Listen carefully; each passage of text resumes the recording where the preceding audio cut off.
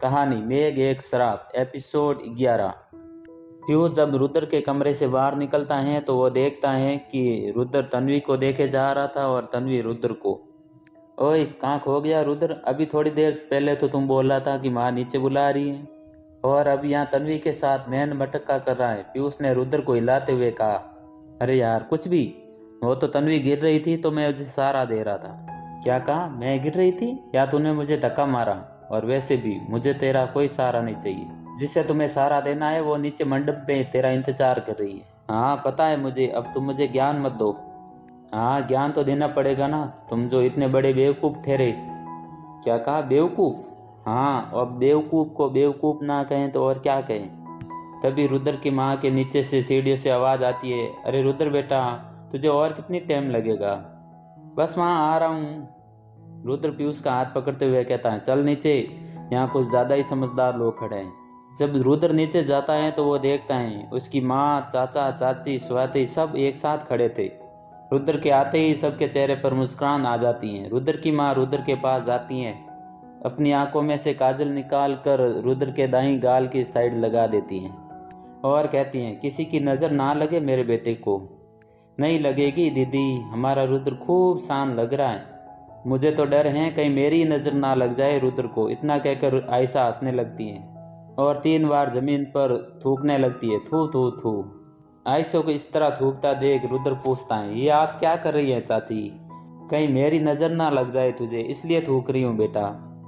और बड़े बुजुर्गों ने कहा है कि ऐसा करने से घर वालों के किसी सदस्य की नज़र नहीं लगती।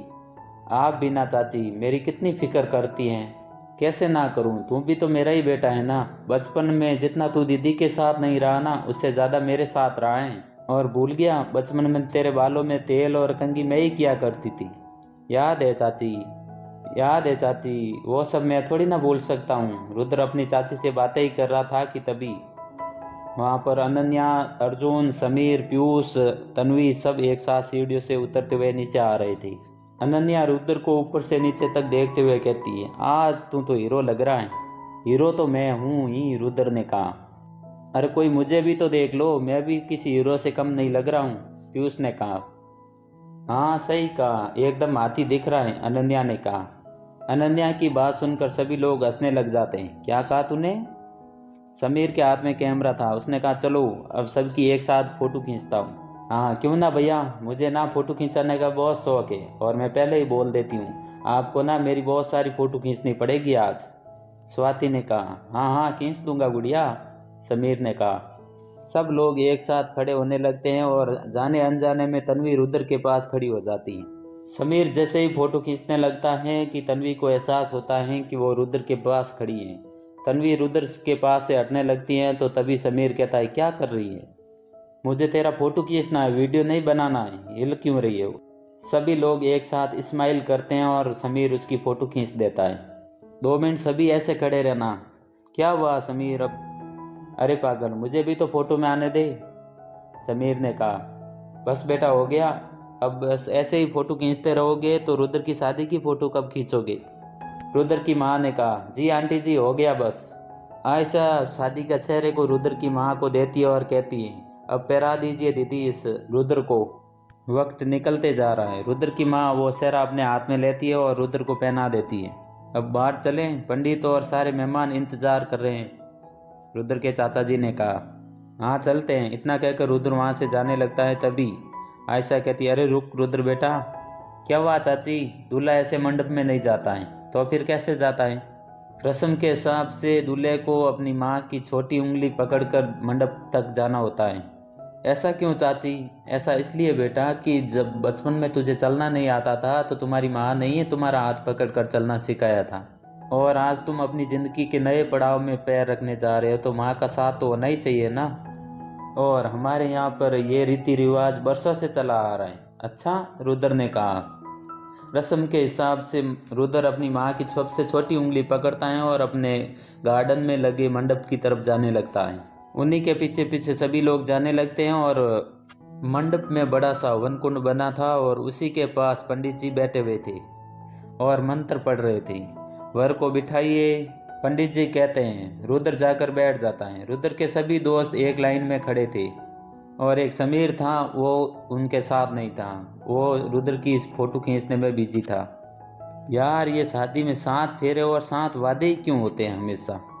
8 भी तो हो सकते हैं, और ये सब जीने मरने का वादा भी तो करते हैं। अनन्या कहती है क्योंकि 8 जन्म में पति पत्नी को झेल नहीं पाता।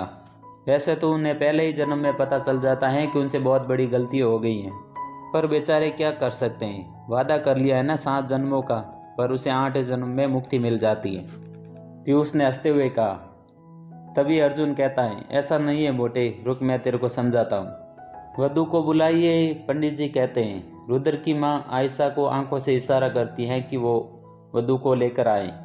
आयशा अपनी जेठानी का इशारा समझ जाती है और दुल्हन को लेने चली जाती है।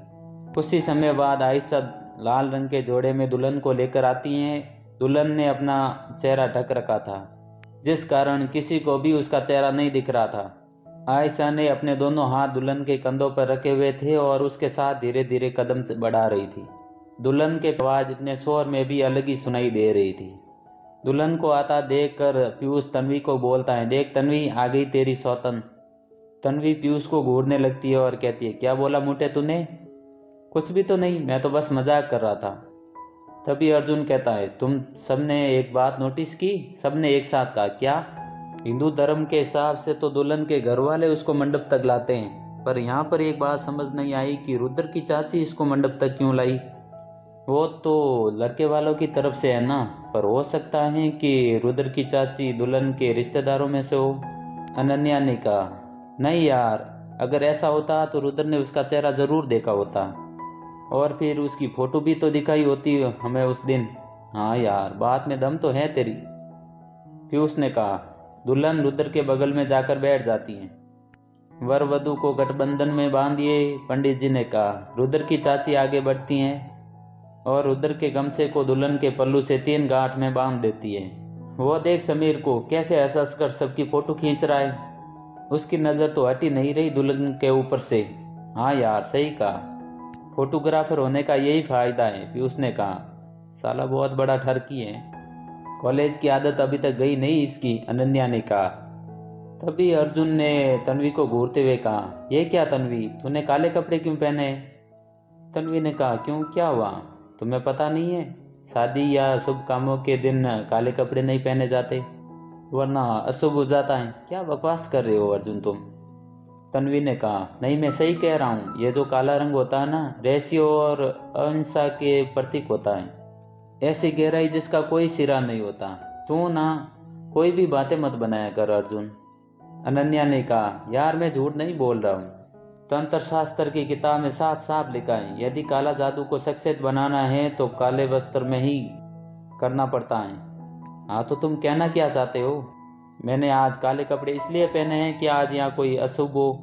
तला नहीं, मेरा कहने का मतलब ये नहीं था, तुम मुझे गलत समझ रही हो। मेरे कहने का मतलब यह था कि ऐसा कुछ नहीं होता अर्जुन, यदि मेरे काले कपड़े पहनने से ऐसा कुछ होता तो अब तक हो जाता। तुम तो ऐसे बोल रहे हो जैसे कि मैं अभी चाहूँगी तो रुद्र की दुल्हन गायब हो जाए और वो हो जाएगी। तन्वी ने ये शब्द बोले जैसे ही कि मंडप की लाइट धीरे धीरे बंद चालू होने लगती है। सभी लोग सोचने लगते हैं कि ये क्या हो रहा है। तभी लाइट चली जाती है। अरे ये लाइट को क्या हो गया? आयशा ने कहा। राम काका जरा देखना लाइट कैसे चली गई, संतोष ने कहा। जी छोटे मालिक, अभी देखता हूँ, राम काका ने कहा। अरे यार ये लाइट एकदम कैसे चली गई, पीयूष ने कहा। पता नहीं यार, अनन्या ने कहा। तभी एकदम लाइट आ जाती है और सबको एक साथ रुद्र की माँ की चीख सुनाई देती है। ये भगवान! सभी लोग भागकर मंडप के पास आते हैं और जब देखते हैं तो सब लोगों की आंखें खुली की खुली रह जाती हैं। दुल्हन गायब हो जाती है। सभी मेहमानों में हलचल मच जाती है। अरे दुल्हन कहाँ गई, दुल्हन कहाँ गई, दुल्हन कहाँ गायब हुई अचानक।